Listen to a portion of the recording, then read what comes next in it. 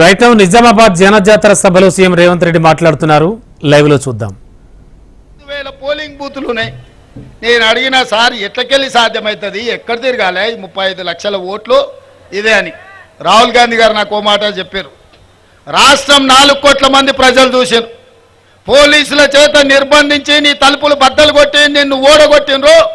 ప్రజలు నిన్ను వదులుకోవాలనుకుంటలేరు. ప్రశ్నించే గొంతుగా తెలంగాణ రాష్ట్ర ప్రజలకు అండగా ఉండాలి, నిన్ను గెలిపిస్తారు, నువ్వు పోయి పోటీ చేయిపో అని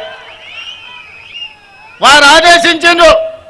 నేను శిరస వహించిన నామినేషన్ వేసి 14 రోజుల్లో 35,03,000 బూతుల కార్యకర్తలే సైనికులై కథన రంగంలో దిగి మల్కాజ్గిరి పార్లమెంట్లో నన్ను ఎంపీగా గెలిపించి ఢిల్లీకి పంపించారు. గల్లీ నుంచి ఢిల్లీ వరకు సమస్యల మీద కొట్లాడిన కేంద్ర నాయకత్వం దృష్టిని ఆకర్షించిన ఆ దెబ్బతోని నాకు పిసిసి అధ్యక్ష పదవి వచ్చింది. నిజామాబాదు రైతుల ఆశీర్వాదంతో అధిష్టానానికి నమ్మకం వచ్చింది. ఆనాడు పిసిసి అయినా ఈనాడు తెలంగాణ రాష్ట్రానికి ముఖ్యమంత్రి అయినా. ఒకవేళ 2018 డిసెంబర్లో ఎమ్మెల్యేగా ఓడకపోయినుంటే ఎమ్మెల్యే గెలిస్తే గీన్నే మడుగులో చంద్రశేఖరరావుతో కొట్లాడుకుంటే ఈయనే ఉండిపోతుంటేనేమో. కానీ ఒక్కొక్కసారి అదృష్టం ఓటమిని కూడా గెలుపుకు పునాదులేస్తుంది. 2018 ఓటమి 2023 డిసెంబర్లో ముఖ్యమంత్రి కావడానికి ఉపయోగపడ్డది. మిత్రులారా, నేను ఎందుకు ఈ ఉదాహరణ చెప్తుంటా అంటే మొన్న జరిగిన ఎన్నికల్లో జీవనాన్న ఎమ్మెల్యే ఓడిపోయింది దురదృష్టం కాదు, అదృష్టమే. ఈరోజు మీకు ఎంపీగా వచ్చి ఎంపీగా గెలిచి ఇండియా కూటమిలో వారు కేంద్ర మంత్రి కాబోతున్నారు. అందుకే ఈరోజు మీరందరూ గెలిపించండి. 14లో బీఆర్ఎస్ కోటేసిండ్రు, కవితమ్మ మిమ్మల్ని మోసం చేసింది. 19లో బీజేపీ కోటేసిండ్రు, ధర్మపురి అరవింద్ గారు మిమ్మల్ని మోసం చేసిండు. నేను ఇవాళ మిమ్మల్ని అడుగుతున్న మిత్రులారా, మోసం చేసిన వాళ్ళు కావాలన్నా, మోస పార్టీలు కావాలన్నా, 10 ఏళ్ల నుంచి ప్రభుత్వంలో ఉండి పసుపు బోర్డు ఇవ్వలేదు, రైతుల గిట్టుబాటు ధర ఇవ్వలేదు, చక్కెర కర్మాగారం తెరవలేదు, ఈ ప్రాంత రైతాంగ ఆత్మ గౌరవాన్ని తాకట్టు పెట్టి మీరు వారణాసిలో మోడీకి వ్యతిరేకంగా నామినేషన్ లేకపోతే పోలీసులను పెట్టి నిజామాబాదు రైతాంగాన్ని కొట్టించిన మాట మీరు మర్చిపోయినరా? బీఆర్ఎస్ను చూసారు, బీజేపీని చూసారు. ఒక్కసారి జీవనానికి అవకాశం ఇవ్వండి. పెద్ద మనిషి, రైతు బిడ్డ, రైతులకు నాయకుడు కాదు, ఆయన్నే రైతయా. వ్యవసాయం ఏం చేయాలో ఆయనకు తెలుసు. 40 ఏళ్ల నుంచి ఆయన మంత్రి ఉన్నా ఏది ఉన్నా రాత్రి అయితే ఊరికి పోతాడు, పొద్దున వ్యవసాయం చేసుకుంటాడు. ఆయన కంటే రైతుల గురించి తెలిసిన వాళ్ళు ఎవరన్నా ఉన్నారే నాయకులు? మేమంతా పాయింట్ షర్ట్ వేసుకునే వాళ్ళమే, అన్నలాగటోళ్ళు చెప్తే వినటోళ్ళమే. ధర్మపురి అరవింద్కు వ్యవసాయం తెలుసానే? అడుగురి పోయి పల్లీలు ఏడుంటాయంటే చెట్టు కాస్తే పైన తెంచుకోవాలని చెప్తాడు. అవునా? అందుకోసమని అట్లాటోళ్ళని మనం ఎన్నుకొని ఓటేస్తే ఎట్లయితుందో చూసిరు. సరే, కవితమ్మ గురించి నేను చెప్పాల్సిన పని లేదు, ఇక బాజిరెడ్డి గోవర్ధన్ గురించి నేను అడగాల్సిన పని లేదు. ఆయన గిన ఓటేస్తారంటే ఆయన కొడుకులు అచ్చోసిన ఆంబోతులాగా మీ మీద పడతారు. గోవర్ధన్ గిన ఓటేస్తారా వాళ్ళ కొడుకులంతా మీ మీద పడతారు. మీరు ఇక మళ్ళీ నెల హఫ్తాలు కట్టాల్సిందే. పాల పైసలు, కూరగాయల పైసలు తీసుకొచ్చి వాళ్ళకి ఇచ్చిపోవాల్సి వస్తుంది పట్టణానికి, టౌన్కి వస్తే. అందుకే మిత్రులారా, ఇవాళ పదే గుడి గురించి మాట్లాడుతున్నారు. నేను ఒక్క మాట చెప్పదలుచుకున్నా ఈ వేదిక మీద నుంచి. ఈ దేశ ప్రధానమంత్రి నరేంద్ర మోడీ గారు నిన్న మాట్లాడుతూ కాంగ్రెస్ పార్టీ అధికారంలోకి వస్తే హిందువుల ఆస్తులు గుంజుకొని ముస్లింలకు పంచి పెడతారని అన్నారు. ఒక secular country, doctor Babasaheb Ambedkar రచించిన రాజ్యాంగం, ఆ రాజ్యాంగం మీద ప్రమాణం చేసిన ప్రధానమంత్రి 2 మతాల మధ్యలో చిచ్చు పెట్టే విధంగా మాట్లాడుతున్నాడంటే ఓటమి నరేంద్ర మోడీని వెంటాడుతుంది, వేటాడుతుంది. నరేంద్ర మోడీ భయపడి ఈరోజు మతాల మధ్యలో చిచ్చు పెట్టాలనుకున్నాడు. అందుకే ఈ వేదిక మీద నుంచి इस मन से मैं नरेंद्र मोदी जी से साफ साफ एक बात मैं कहना चाहता हूं, जब जब कांग्रेस पार्टी सत्ता में था हम हिस्सा दिए, बराबर दलित को दिए, आदिवासी को दिए, ओबीसी को दिए. किसी का जायदाद खींच लेकर और किसी को नहीं दिए. हम इतना संविधान को बचाए, ऐसे संविधान किस देश को दिए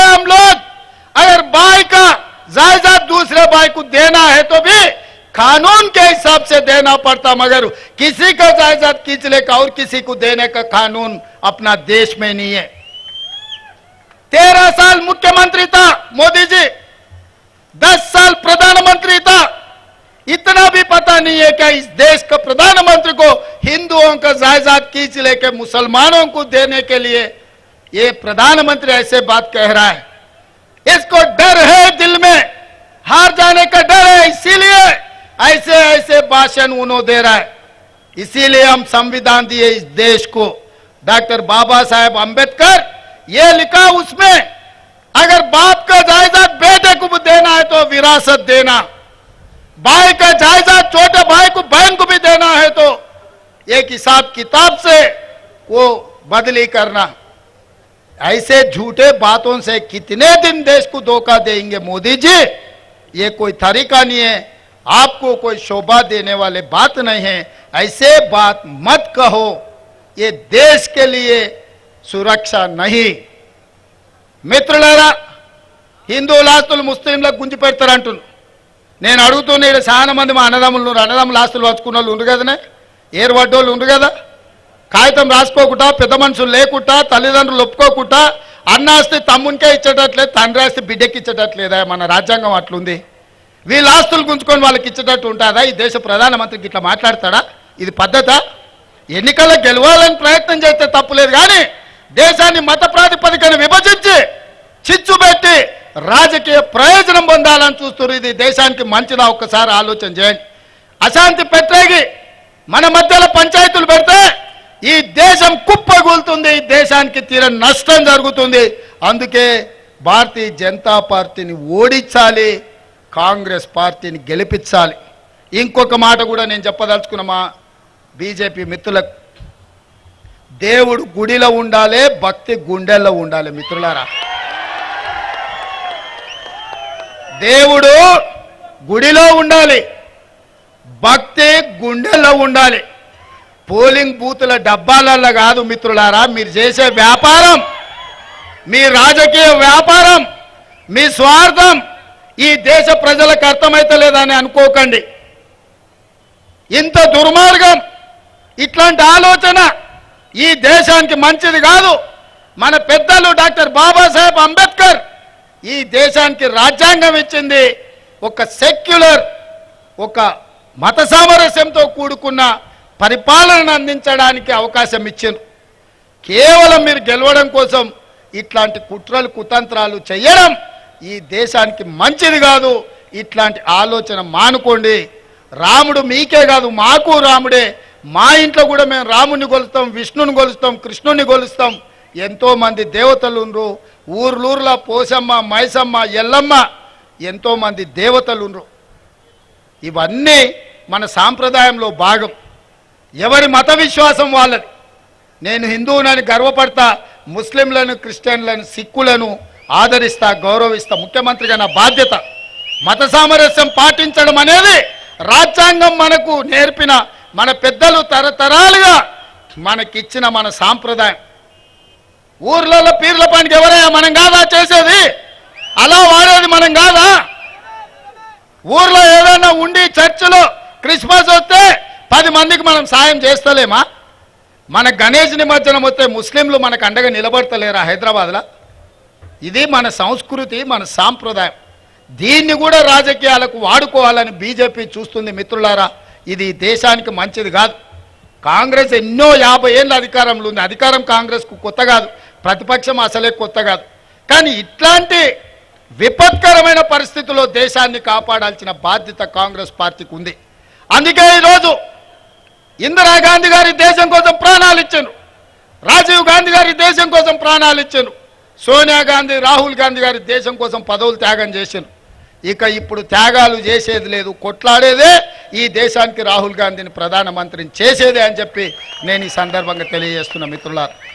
అందుకే ఈరోజు మీకు స్పష్టంగా 3 మాటలు ఇస్తున్నా.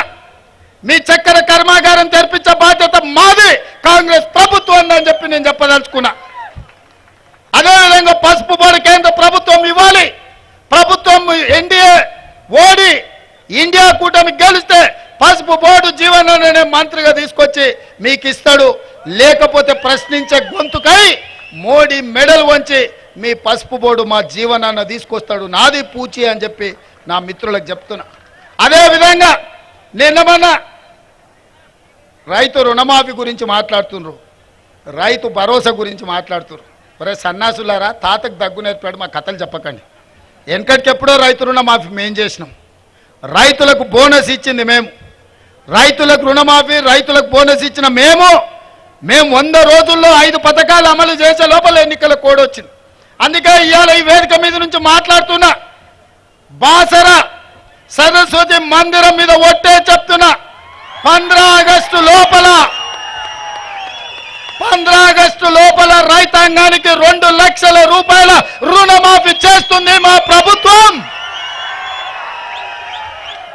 నాది మా మంత్రివర్గానికి బాధ్యత. మీ రైతులకు రుణమాఫీ చేసి మీ రుణం తీర్చుకుంటాం. ఈ ప్రభుత్వం మీది, మీరు కష్టపడి కొట్లాడి మీరు గెలిపిస్తే వచ్చిన ప్రభుత్వం. ఈ రైతాంగం కోసమే ఈ ప్రభుత్వం ఉన్నది. ఈ రైతాంగాన్ని ఆదుకునే బాధ్యత మాది. ఇదే కాదు, ఆనాడు కేసీఆర్ ఊరేస్తే ఊరేసినట్టే అని మిమ్మల్ని బెదిరించి ఆయన మాత్రం ఫామ్ హౌస్లో 150 ఎకరాలలో ఒట్లు వండించుకుంటే బండారం బయట పెట్టి బట్టలు ఇప్పదీసి బజార్లో నిలబెట్టిన కేసీఆర్. ఆ రైతులకు నేను మాట ఇస్తున్నా, ఎంతైనా వరి పండించుకోండి, 500 రూపాయల బోనస్ అదనంగా ఇచ్చి మీ ఒడ్లు కొనే బాధ్యత మా ప్రభుత్వానికి. ఈ గడ్డ నా తెలంగాణ కోటి రతనాల వీణ అన్న దాశరథి గడ్డ. ఈ నిజామాబాద్ గడ్డ ఇక్కడనే జైల్లో తెలంగాణ ఉద్యమానికి ఊపిరి ఊదింది దాశరథి గారు. నా తెలంగాణ కోటి రతనాల వీణ అని నిజామాబాద్ గడ్డ మీద నుంచి చెప్పారు. ఈ గడ్డ ఆనాడు ఎం నారాయణ రెడ్డి గారు మొట్టమొదటి తెలంగాణ ఉద్యమంలో క్రియాశీలక పాత్ర పోషించిన గడ్డ. ఈ గడ్డ సదాలక్ష్మి తన సొంత బంగారాన్ని అమ్మి తెలంగాణ ఉద్యమానికి అండగా నిలబడ్డ గడ్డ. ఈ గడ్డ జట్టి ఈశ్వరీబాయి ప్రాతినిధ్యం వహించిన గడ్డ. ఈ గడ్డ ఆర్గుల రాజారాం ఈ ప్రాంతం నుంచి పేదల తరఫున నిలబడి ఈ ప్రాంత అభివృద్ధి కోసం పనిచేసిన గడ్డ. ఈ గడ్డ పెద్దలు మండవ వెంకటేశ్వరరావు తెలంగాణ రాష్ట్రంలోనే నిజాయితీ గల నాయకుని చూపించండి అంటే నిటారుగా నిలబడి చూపించే మండవ వెంకటేశ్వరరావు గారు ఈ ప్రాంతం నుంచి ప్రాతినిధ్యం వహించిన గడ్డ. ఈ గడ్డ పెద్దలు సుదర్శన్ రెడ్డి గారు ప్రాతినిధ్యం వహిస్తున్న గడ్డ. ఈ గడ్డ డి శ్రీనివాస్ గారు అన్న చెప్తున్నాడు, డి శ్రీనివాస్ గారు కూడా కానీ కాకపోతే కొడుకు అక్కడ పోయి తానికి చెడ్డ పేరు తెచ్చాడు. ఈ గడ్డ నిన్న మన భారతదేశానికి ప్రతిష్ట తెచ్చిన బాక్సర్ నిఖత్ జరీన్ మీ గడ్డ మీద పుట్టిన బిడ్డ. ఎన్నో కట్టుబాట్లను తెంచుకొని భారతదేశ ప్రతిష్ట పెంచి మనకు మెడల్స్ తీసుకొచ్చిన ఆడబిడ్డ నిఖత్ జరీన్ మీ నిజామాబాద్ గడ్డ. ఎవరెస్ట్ శిఖరం ఎక్కిన మాలవత్ పూర్ణ మీ బిడ్డ మీ నిజామాబాద్ గడ్డ అని చెప్పి నేను ఈ సందర్భంగా తెలియజెప్పదలుచుకున్నాను. మరి ఇంతమంది గొప్ప గొప్ప వాళ్ళు ఉన్న ఈ గడ్డ మీద ఈ బిడ్డల్ని నేను ఒకటే మాట్లాడుతున్నా, ఒక మాట ఏమని మిమ్మల్ని అడుగుతున్నా. జీవనాన్ని మీరు పార్లమెంటుకు పంపించుర్రి. మీకెవ్వరు మీ రైతులు 10 మందికి బుక్కెట్ బువ్వ పెట్టేటోళ్ళు, ఎవడొచ్చినా ఇంత సాయం చేసేటోళ్ళు, దానికో దీనికో వంగేటోళ్ళు లొంగేటోళ్ళు కాదు. అందుకే ఈ మీటింగ్కి వచ్చినా రాకపోయినా వీడీసీలకు నేను విజ్ఞప్తి చేస్తున్నా. ఈ నిజామాబాద్ రైతాంగానికి నేను వేడుకుంటున్నా, పెద్దలు జీవన్ రెడ్డి గారిని గెలిపించి నిజామాబాద్ గౌరవాన్ని నిలబెట్టండి. పార్లమెంట్లో మీ ప్రశ్నించే గొంతుకైతాడు, మీ సమస్యలు పరిష్కరించే మీ నాయకుడైతాడు, రైతు నాయకుడైతాడు. రైతే నాయకుడు కావాలి. మీ రైతు బిడ్డనే ఈ దేశంలో వ్యవసాయానికి నాయకత్వం వహించాలి. జీవనన్నను గెలిపించండి. జీవనన్నకేసే ప్రతి ఓటు మీ రేవంత్ అన్నకేసినట్టే అని చెప్పి నేను ఈ సందర్భంగా చెప్తున్నా. నా మీద మీకు అభిమానం ఉండి గాంధీ కుటుంబాన్ని గుండెలో పెట్టి చూసుకోవాలంటే ఈ నిజామాబాద్ గడ్డ మీద నుంచి పెద్దలు జీవనాన్నను పార్లమెంటుకు పంపించండి. మీ సమస్యల్ని పరిష్కరించే పూచి నాది అని తెలియజేస్తూ మీ అందరి దగ్గర సెలవు తీసుకుంటున్న మిత్రులారా, జై కాంగ్రెస్, జై జై కాంగ్రెస్. హస్తం గుర్తుకే, హస్తం